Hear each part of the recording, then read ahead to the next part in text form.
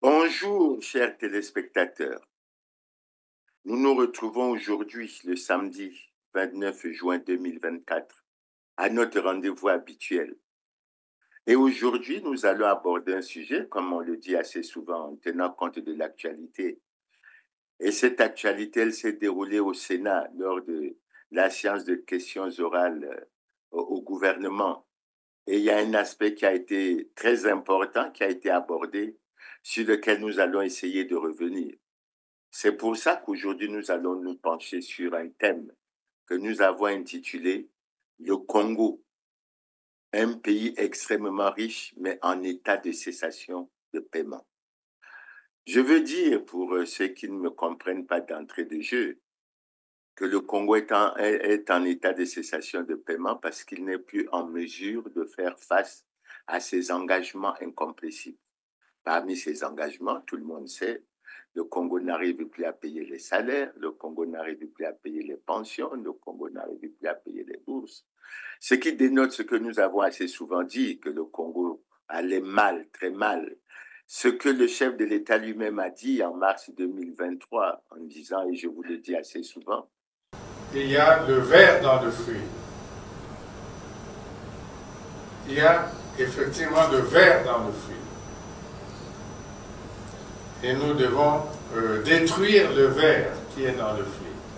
Peut-être pas seulement dans le secteur de la justice, mais dans tous les secteurs d'État. Donc aujourd'hui, nous allons aborder ce problème, surtout après la déclaration qui a été faite par le Premier ministre Anatole Koliné-Makosso à la suite d'une question qui lui a été posée sur la situation économique, financière, sociale difficile du Congo en ce moment, notamment avec les grèves annoncées au centre hospitalier universitaire de Brazzaville, les grèves annoncées à l'université Marion-Wabi, avec le fait que dans beaucoup de structures, les salaires ne sont pas payés et on constate également que le fonctionnement des services sociaux pose problème. Il y a la réponse à cette question. Koliné-Makosso a dit un certain nombre de choses, j'en ai retenu quelques-unes. La première, c'est qu'il a dit que, conformément aux orientations du président de la République et en tenant compte de son discours d'investiture, le gouvernement a pris l'option de se préoccuper de la dette, en particulier de la dette extérieure, parce que le gouvernement ne tient pas à ce que nous léguons aux générations futures la charge de cette dette. La deuxième chose qu'il a dite, c'est qu'il a dit que nous devons sortir de cette situation libre et non asservie. Et il a essayé de donner une indication pour dire que en 2021, il semble que la dette représentait 116% du pays, du produit intérieur brut, mais je ne vais pas insister là-dessus. Il a aussi essayé d'évoquer que la dette comprenait, entre autres, la levée des fonds sur les marchés des titres publics, dont les échéances arrivaient en cascade en 2024. Et c'est pour cela qu'on constate qu'il y a des difficultés de paiement des salaires, qu'il y a des difficultés de s'occuper d'un certain nombre de préoccupations. Et c'est pour ça qu'il finit par conclure qu'il y a des difficultés de trésorerie au niveau de l'État. Les retards dans le paiement de divers traitements ont commencé à se faire sentir à partir du second trimestre de cette année. Ces retards concernent en effet les pensions des retraités, les salaires des agents de l'État, des collectivités locales, des émoluments des parlementaires, les bourses des étudiants et les indemnités des sinistrés du 4 mars 2012. À cela, il faut ajouter certains autres sinistres qui attendent d'être gérés. Et bien entendu, il faut ajouter les émoluments des membres du gouvernement, de leurs collaborateurs et des collaborateurs de la présidence de la République. Pour qu'on n'ait pas à penser que la situation ne concerne qu'une catégorie de personnes, ou particulièrement les parlementaires ou les autres catégories sociales. Non.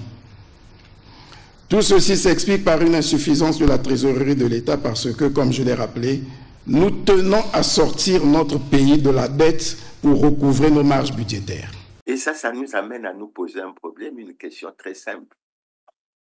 est-ce que lors de l'élaboration du budget de l'année 2024, on n'a pas tenu compte de tous ces problèmes?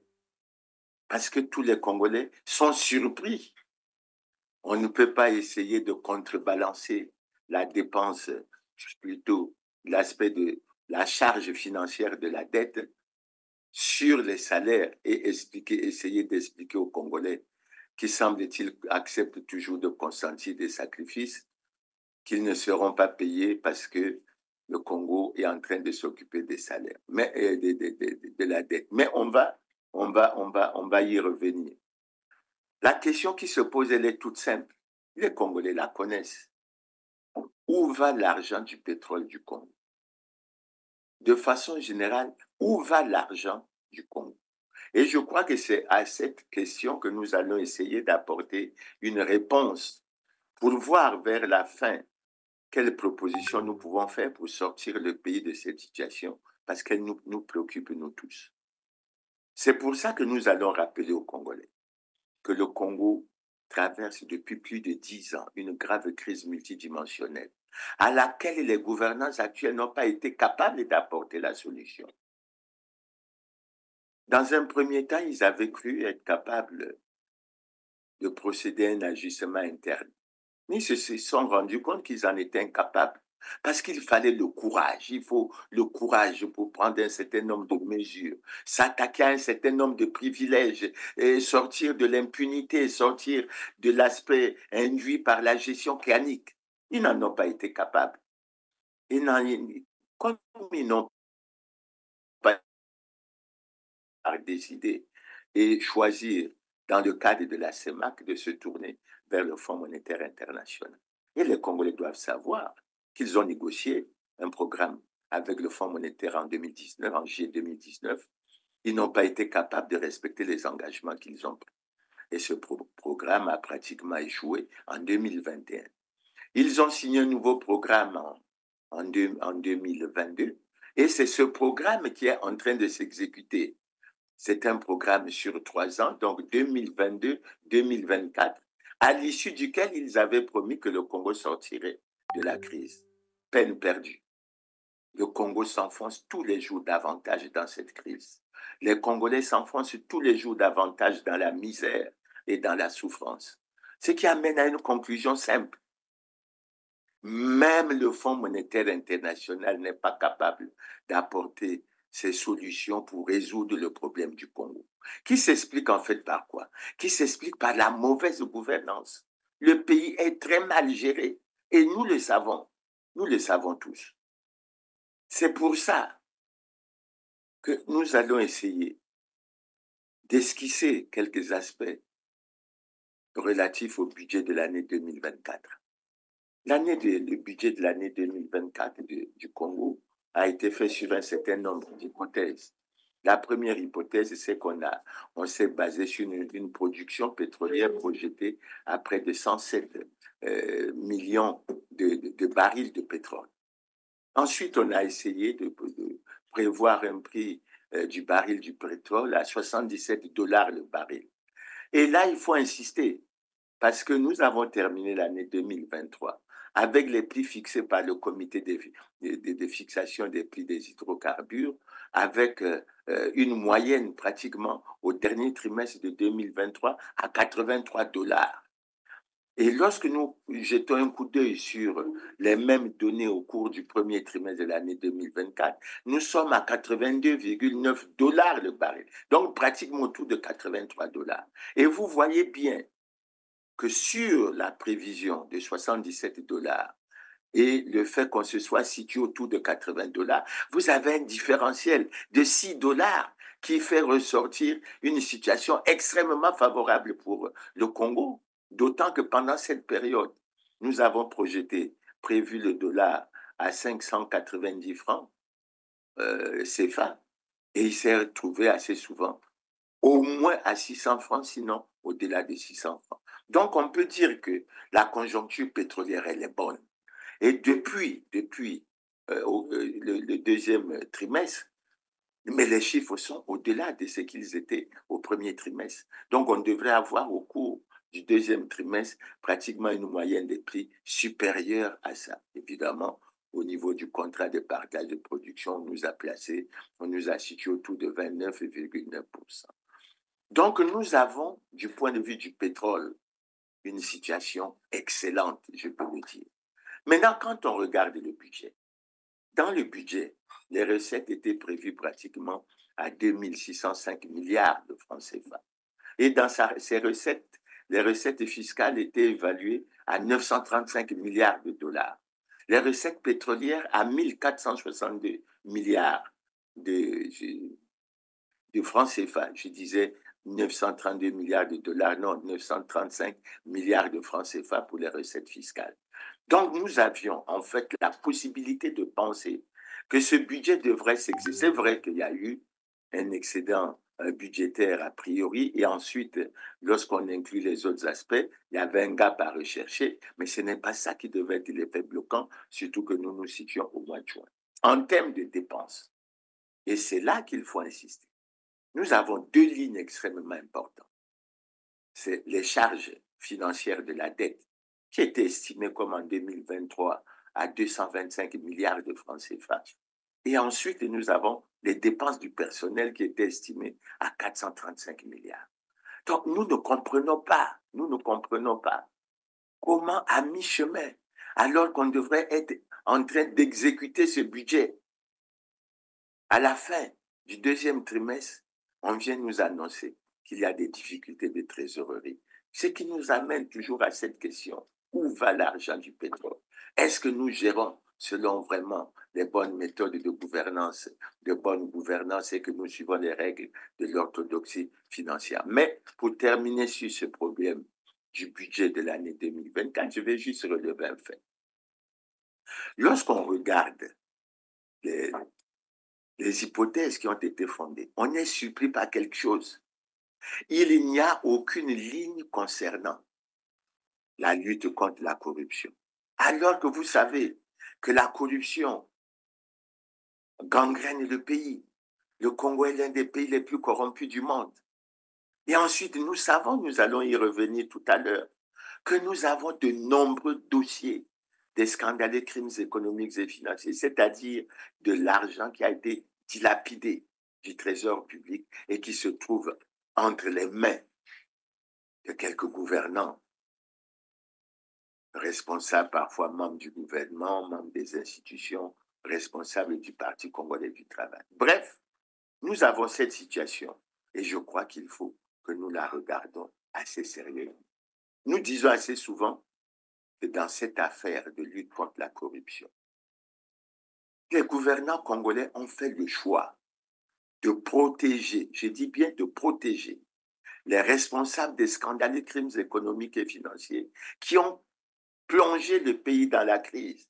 Et le faisant, ils ont plongé les Congolais de façon générale dans la souffrance et dans la misère. C'est ce que les Congolais vivent maintenant, parce que quand on leur disait que le Congo allait mal, très mal, on nous traitait de radicaux, etc. Mais aujourd'hui, c'est chaque Congolais qui vit dans la chair cette situation extrêmement grave.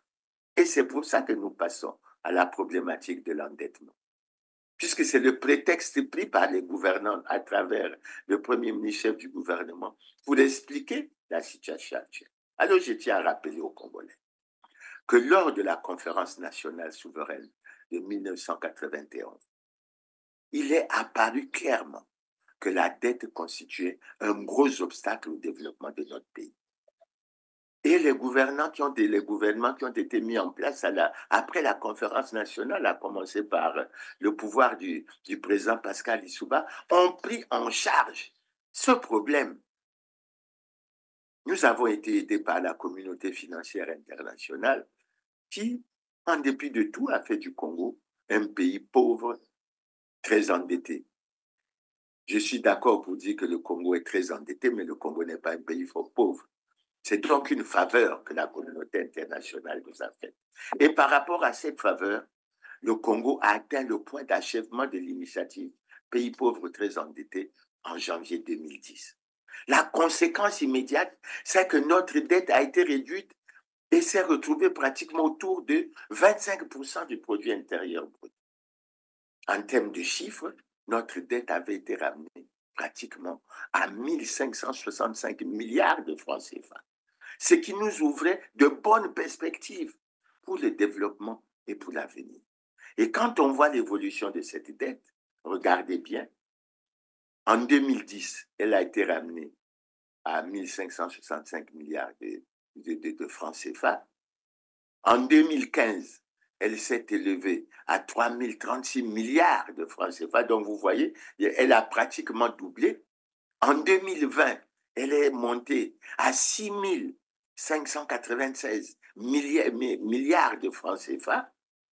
Et quand on prend 2021, elle est à 8130 milliards de francs CFA. En 2022, elle est à 8149 milliards de francs CFA et en 2023, elle est à 8497 milliards de francs CFA. Vous voyez cette progression qui n'a jamais été expliquée, pour laquelle les responsabilités n'ont jamais été établies. Et pourquoi j'insiste sur ça?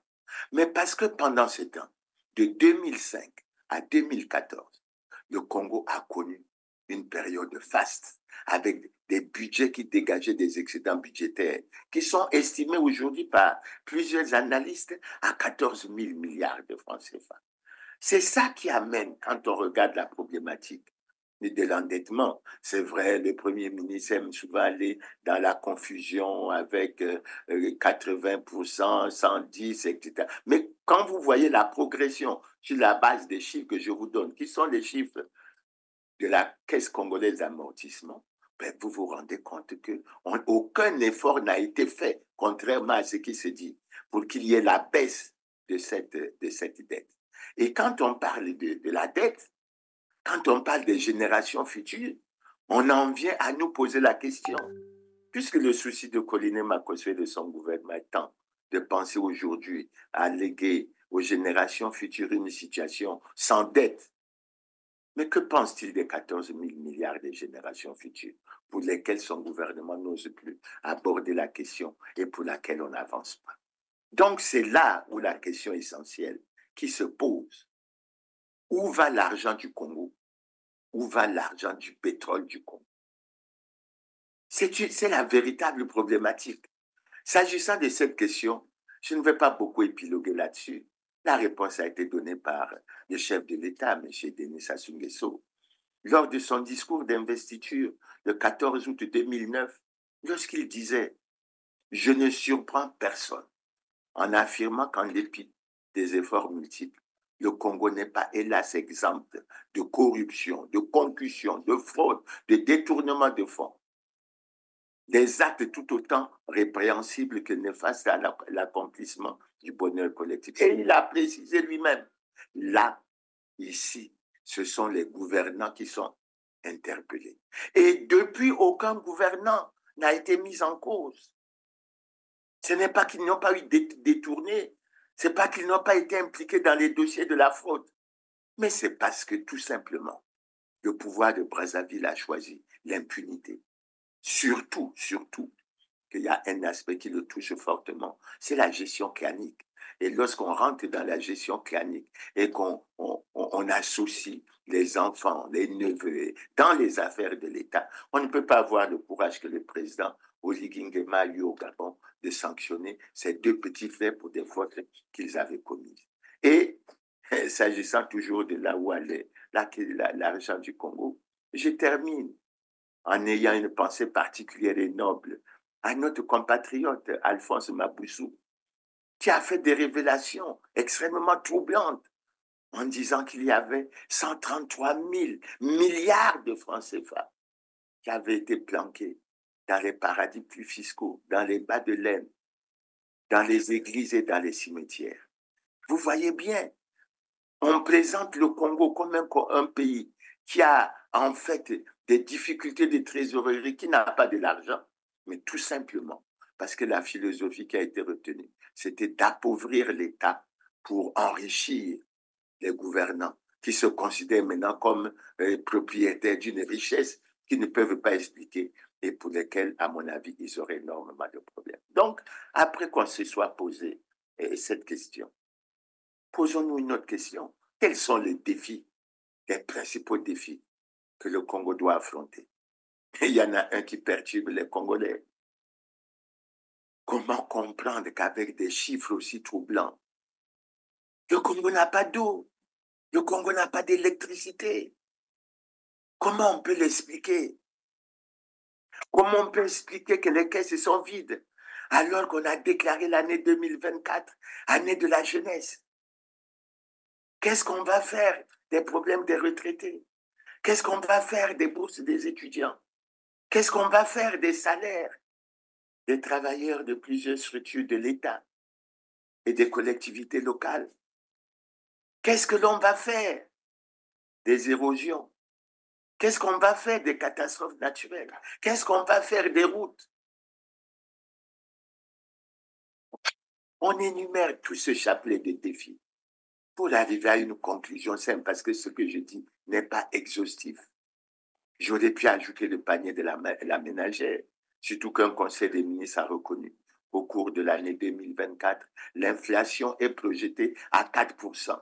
Ça veut dire que nos sœurs, nos femmes, nos mamans qui vont au marché vont se rendre compte que pour faire le marché, ça devient extrêmement difficile puisqu'il y a eu la baisse du pouvoir d'achat. Et toute cette situation qui est décrite rejaillit sur la condition du Congolais en général, qui a du mal à boucler les 2 bouts du mois, sinon qui a du mal à vivre. Maintenant, une fois qu'on a posé cette question, la problématique, elle est simple. Le Congo a besoin d'argent. Où le trouver? C'est la question qu'Anatole Koliné-Makosso devait se poser. Et il est triste pour moi de constater que lorsqu'il a été confronté, soi-disant, à ce problème de difficulté de trésorerie au niveau de l'État, le seul réflexe a été de penser qu'il fallait priver les Congolais de leur salaire, de leur pension, d'un minimum de conditions même de fonctionnement des services sociaux. Mais les solutions existent. Mais pour avancer dans ces solutions, il faut 2 choses. 1, la volonté et le courage politique d'avancer. Est-ce que les gouvernants actuels ont la volonté et le courage politique d'avancer sur ce problème? Mais moi, je vais essayer d'esquisser un certain nombre de pistes. La première piste à laquelle je pense, c'est la réduction du train de vie de l'État. C'est vraiment choquant d'entendre les Congolais dire que le Premier ministre gagne 25 millions de francs CFA. C'est choquant d'entendre les Congolais dire que le ministre d'État gagne 15 millions, que son indemnité de logement est de 2 millions, le double pratiquement de ce que gagne en termes d'indemnité de logement. C'est le double de ce que gagne le fonctionnaire qui est considéré comme le plus gradé de la fonction publique. Le ministre gagne autour de 11 millions. Il a une indemnité de logement d'1 500 000. Mais rien qu'en termes de traitement, il gagne plus que le président français. Il gagne plus que le président chinois. Surtout le président chinois dont officiellement le salaire est estimé à près de 1 500 €, c'est-à-dire 1 million de francs CFA. Et je peux te donner et dire que au Burkina Faso, un ministre gagne moins d'1 million de francs, autour de 975 000 francs CFA. Est-ce qu'ils sont moins ministres que les ministres congolais? Non. Ça veut dire qu'avec ce qu'on paye à un ministre congolais en 1 mois, on peut payer 10 ministres. Et c'est pour ça que les Congolais ne comprennent pas que depuis 10 ans qu'on parle de la crise dans laquelle le Congo est plongé, les gouvernants n'arrivent pas à agir pour réduire le train de vie de l'État, tant du point de vue des conditions de rémunération que des effectifs des institutions. D'ailleurs, je tiens à vous donner une information. Même au niveau de la présidence de la République, il faut que nous soyons vigilants. Regardez comment les Congolais crient partout après avoir découvert sur les réseaux sociaux la liste qui compose les membres de la délégation du président qui est parti à Moscou. 74 personnes. C'est vraiment l'opulence, à mon avis. Et je crois qu'en référence, je peux dire aux téléspectateurs que lorsque le président sénégalais, le président Bassirou Diomaye Faye est parti en France, il a été logé pas à l'hôtel Crillon ou je ne sais pas dans quel hôtel où on finit par dépenser des millions et des millions des États africains, mais il a été logé dans un appartement de l'ambassade du Sénégal, spécialement réservée pour le président de la République. C'est véritablement modeste, c'est véritablement humble, mais c'est également la traduction d'une pensée profonde à l'endroit du peuple, de la souffrance et de ce qu'on doit travailler pour améliorer les conditions de vie de ce peuple. Le deuxième axe vers lequel je me tourne, qui est le plus important, c'est la lutte contre la corruption. Les dossiers sont tellement nombreux. Je me rappelle avant que le président Denis Sassou Nguesso intervenait sur les biens mal acquis en disant que dans son pays, il n'y avait pas de plainte et que les Congolais ne s'en plaignaient pas. Mais aujourd'hui, les Congolais se plaignent du nombre effarant des scandales économiques et financiers. Et je ne me gêne pas de les rappeler à chaque fois que j'en ai l'occasion. Vous avez déjà le problème des excédents budgétaires de 14 000 milliards qui étaient soi-disant l'argent réservé pour les générations futures, pour lesquels depuis 2006, on attend l'audit et l'audit n'est toujours pas réalisé alors que la Cour des comptes et de discipline budgétaire est là. Chose extrêmement curieuse. Qui couvre-t-on? Qui protège-t-on? À qui a servi cet argent? Au-delà de ça, mais vous avez les malversations financières au fonds de soutien à l'agriculture.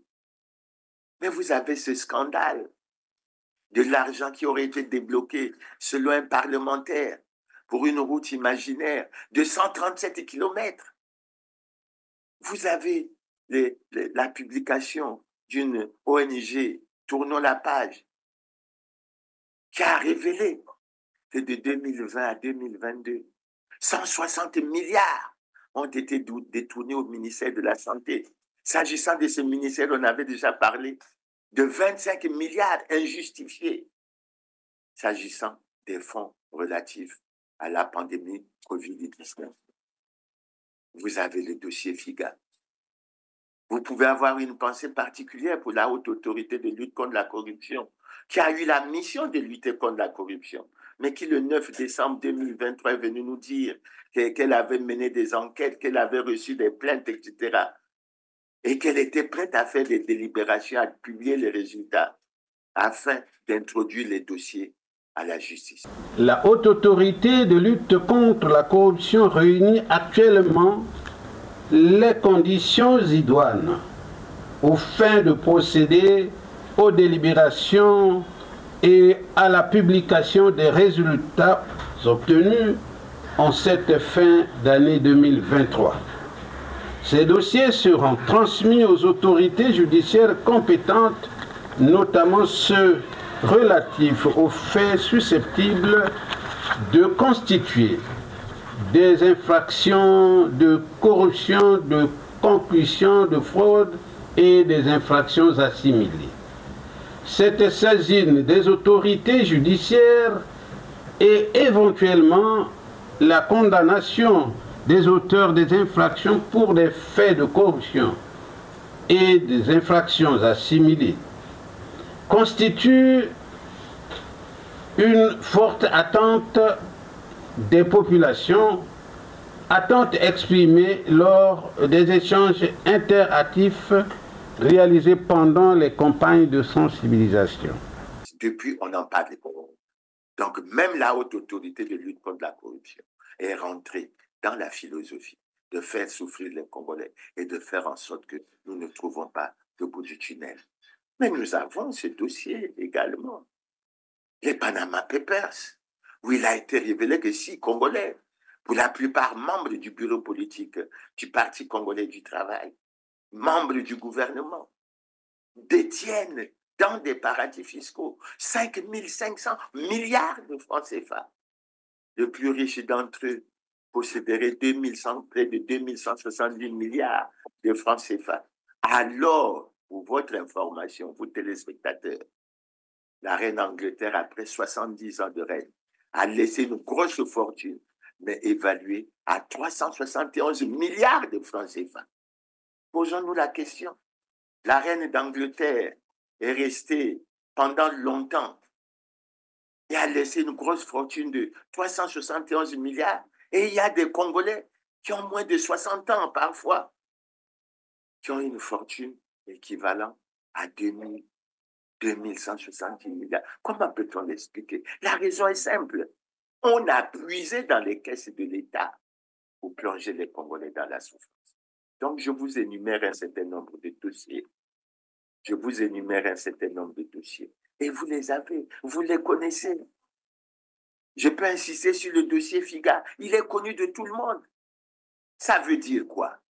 Les gouvernants pensent qu'ils sont dans une position où non seulement ils ont des salaires très élevés, ils ont le carburant donné gratuit, ils ont l'eau, l'électricité. Mais en plus de ça, au lieu de ne se contenter que de ça, ils se lancent dans les procédures de vol, de détournement, etc. Et je rappelle aux gouvernants, et il faut qu'ils le sachent, l'abbé Fulbert Youlou, notre premier président de la République, père de l'indépendance, a été condamné par contumace et il est mort à l'extérieur du pays, entre autres pour des questions de détournement qui visiblement n'ont jamais été bien prouvées en ce qui le concerne. Je rappelle aussi au gouvernement que le président Pascal Lissouba, président démocratiquement élu en 1992, a été jugé et condamné dans le procès Oxy pour près de 150 millions de dollars de francs CFA, c'est-à-dire autour de 90 milliards de francs CFA. Et il a été condamné avec 4 de ses ministres à 30 ans de travaux forcés et à payer une amende de 25 milliards. D'où vient qu'aujourd'hui, l'article 15 de la Constitution n'est pas respecté? Parce que cet article dit que tous les Congolais sont égaux devant la loi et ils ont tous droit à la protection de l'État. Comment peut-on expliquer que des personnalités qui ont occupé les plus hautes fonctions de notre pays aient pu être jugées de manière assez sévère parce que, soi-disant, on voulait mettre le pays sur la voie de la bonne gouvernance et qu'aujourd'hui, des citoyens simples ont pu se constituer des fortunes colossales sans que cela ne puisse attirer l'attention des gouvernants, l'attention de la justice. Mais la société suit, parce que la société a compris. Maintenant, le troisième volet, et je vais ensuite prendre certains. Il faut aller, si on veut récupérer l'argent, à la réalisation des audits des grands travaux, à la réalisation des audits sur tout ce qui a été fait dans le cadre de la municipalisation accélérée. Je vous prends un exemple simple.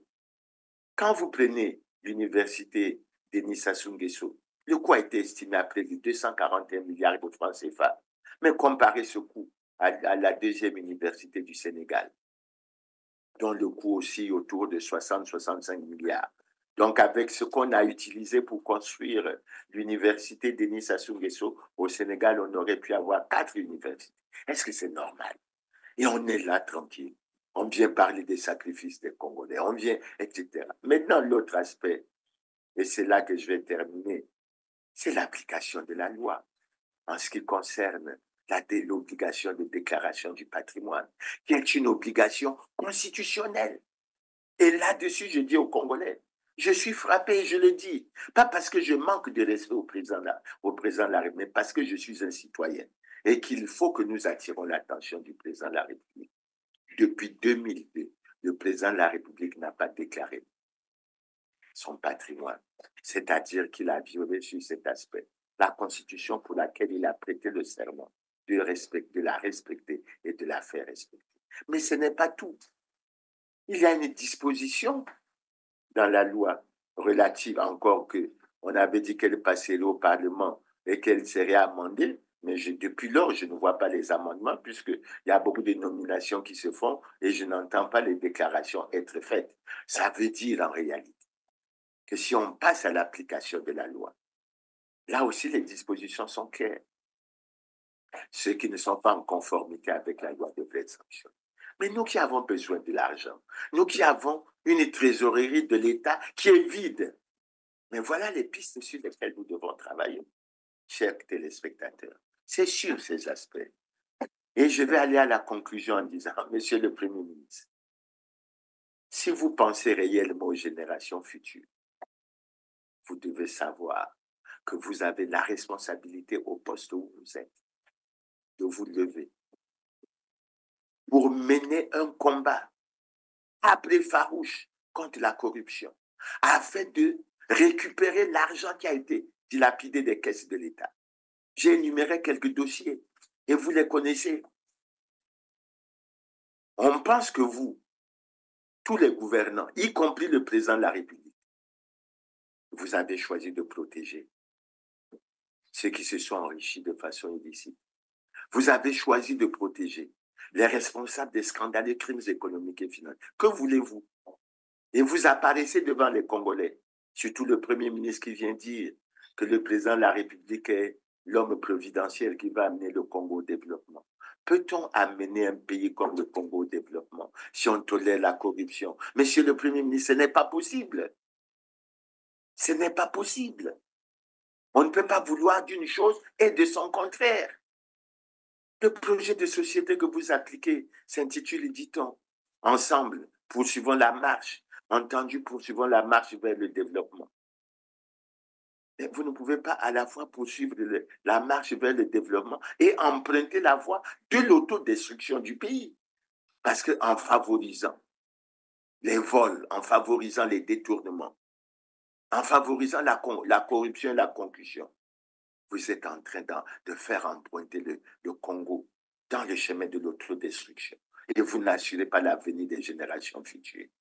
Si nous voulons assurer l'avenir des générations futures, il faut que nous soyons rigoureux. Il faut que nous soyons sur les voies bien tracées de la transparence, de la bonne gouvernance. Sinon, ce n'est évidemment pas la peine. Chers téléspectateurs, j'ai voulu essayer de relancer encore une fois ces débats. Mais je pense que le message va passer auprès des gouvernants. Les Congolais ne peuvent pas être dans cette misère. Le choix que vous avez fait, Monsieur le Premier ministre, les autres gouvernants, Monsieur le Président de la République, il n'est pas bon. C'est vous qui avez choisi de plonger les Congolais dans la souffrance et dans la misère. C'est de votre responsabilité d'arrêter, non seulement de protéger les responsables des scandales et crimes économiques et financiers, que les dossiers soient mis sur la table et que ceux qui doivent être traduits en justice soient traduits en justice. Je rappelle ce que le président de la République a déclaré dans son message sur l'état de la nation en 2018. Face aux délits économiques, quels qu'ils soient, il n'y aura ni gros poissons, ni menu fouettés. Tout passera dans la nasse de la justice et dans la nasse de la justice et du droit.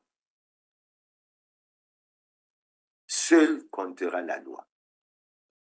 Mais où en sommes-nous? On ne peut pas être toujours dans le paradoxe entre ce qui se dit et ce qui se fait. Malheureusement, aujourd'hui, vous avez en face de vous le peuple congolais qui crie et qui lance des cris de douleur. Bientôt, les pluies vont arriver. Nous allons voir comment les Congolais vont encore souffrir avec les érosions, avec les routes, etc. Et on ne va pas toujours vous entendre dire il y a des difficultés financières, la trésorerie de l'État est vide. Non. Ayez la volonté, ayez le courage. Et je termine en vous disant, Monsieur le Président de la République, Monsieur le Premier ministre, face à la situation que je viens d'évoquer, votre responsabilité est de lancer une grande et vaste opération. Coup de poing, lutte contre la corruption, lutte contre les détournements des deniers publics. Et je vous assure que si vous lancez cette opération, comme on vient de lancer l'opération avec la gendarmerie et la police, comme on en a lancé d'autres sous d'autres époques, nous sortirons le Congo, mais pourvu que nous prenions l'engagement que les sommes ainsi récupérées soient gérées dans la transparence, dans la bonne gouvernance. Et avec un mot sur lequel je vais terminer, en ayant toujours à l'esprit l'amour de ce peuple congolais qui consent tant de sacrifices et à qui on demande toujours de consentir de nouveaux sacrifices. Chers téléspectateurs, c'est par là que je termine et je vous donne notre rendez-vous au premier samedi du mois de juillet en espérant que nous aurons un bon thème que nous allons développer et sur lequel nous allons avancer. Merci pour votre aimable attention. Merci et à samedi prochain.